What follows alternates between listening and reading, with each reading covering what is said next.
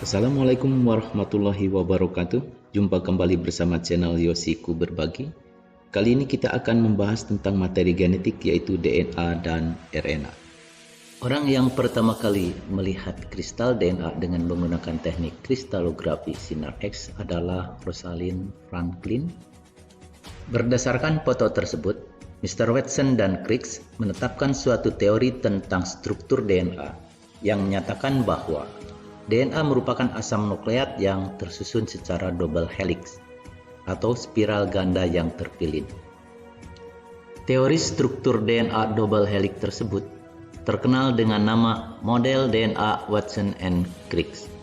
Seperti yang terlihat pada gambar berikut ini yang menunjukkan teori tentang model DNA Watson and Crick. DNA merupakan asam nukleat yang bertanggung jawab atas sintesis protein serta mengontrol sifat-sifat hereditas. Adapun asam nukleat merupakan biopolimer. Setiap monomer penyusunnya disebut nukleotida yang tersusun atas basa nitrogen, gula pentosa, dan asam fosfat. Berikut ini adalah nukleotida sebagai penyusun DNA. Seperti yang telah disebutkan tadi, bahwa nukleotida tersusun atas basa nitrogen, gula pentosa, dan asam fosfat. Gula pentosa merupakan gula ribosa yang jika kehilangan unsur oksigen pada C nomor 2 disebut gula deoksiribosa. Gula inilah yang akan menyusun pada nukleotida yang terdapat pada DNA. Jika basa nitrogen dan deoksiribosa bergabung, maka akan membentuk deoksiribonukleosida. Jika gula ribosa yang bergabung dengan basa nitrogen, ini disebut dengan ribonukleosida. Jika deoksiribonukleosida bergabung dengan satu gugus asam fosfat, ini dinamakan dengan deoksiribonukleotida. Adapun ribonukleosida yang bergabung dengan satu gugus asam fosfat disebut dengan ribonukleotida. Dengan demikian, sudah jelas ya bahwa satu nukleotida terdiri atas satu gugus basa nitrogen, satu gugus gula pentosa, dan satu gugus asam fosfat. Basa nitrogen terdiri atas pirimidin dan purin yang selalu berpasangan.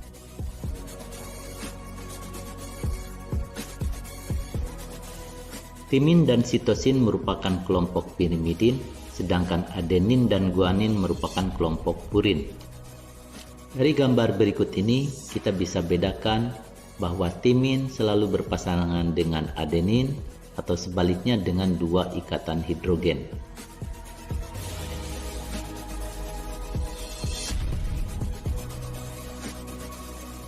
Sedangkan sitosin selalu berpasangan dengan guanin atau sebaliknya dengan tiga ikatan hidrogen.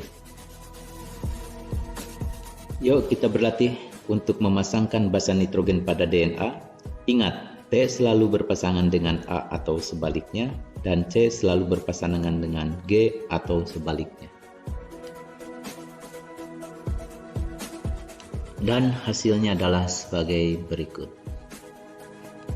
Jika nukleotida bergabung dengan pasangan basa nitrogennya, maka akan terbentuk berupa rantai ganda yang terpilin.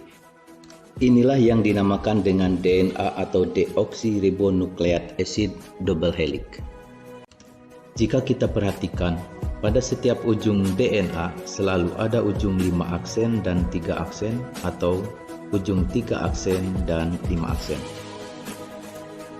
Ujung 5 aksen menunjukkan bagian ujung pada asam fosfat yang terikat pada gula pentosa pada C nomor 5. Sedangkan 3 aksen menunjukkan bagian ujung dari gula pentosa pada C nomor 3. Rantai 5 aksen ke 3 aksen arahnya selalu berlawanan dengan rantai pasangannya, yaitu 3 aksen ke 5 aksen. Hal ini dinamakan dengan model DNA anti-paralel. Mari sekarang kita bedakan antara DNA dengan RNA. Gula pentosa penyusun RNA merupakan gula ribosa, sedangkan gula pentosa penyusun DNA merupakan gula deoksiribosa karena kehilangan satu unsur oksigen pada C nomor 2 pada gula ribosa.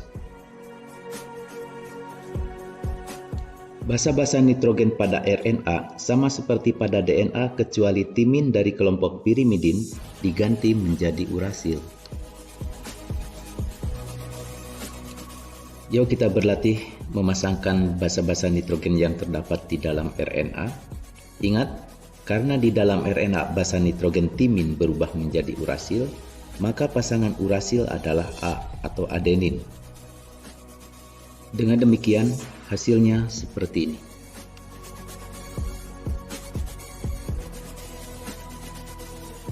Bentuk DNA merupakan double helix atau rantai ganda yang terpilin dengan ukuran yang sangat panjang. Sedangkan bentuk RNA merupakan rantai tunggal dengan ukuran yang relatif pendek. DNA terdapat di dalam nukleus mitokondria dan kloroplas, sedangkan RNA terdapat di dalam sitoplasma mitokondria dan kloroplas. Kadar DNA selalu tetap dan RNA berubah-ubah.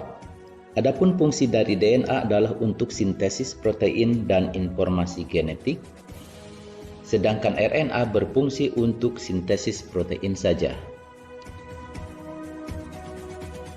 Dengan demikian, jika melihat gambar berikut ini, sudah sangat jelas perbedaan antara DNA dengan RNA.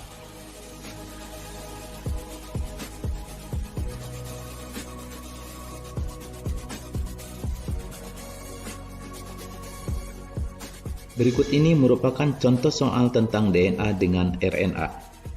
DNA merupakan kumpulan nukleotida-nukleotida yang tersusun secara double helix. Komponen yang menyusun satu buah nukleotida adalah, ingat bahwa satu nukleotida terdiri atas satu gugus gula pentosa, satu gugus basa nitrogen, dan satu gugus asam fosfat. Dengan demikian, jawaban yang paling tepat untuk soal seperti ini adalah C.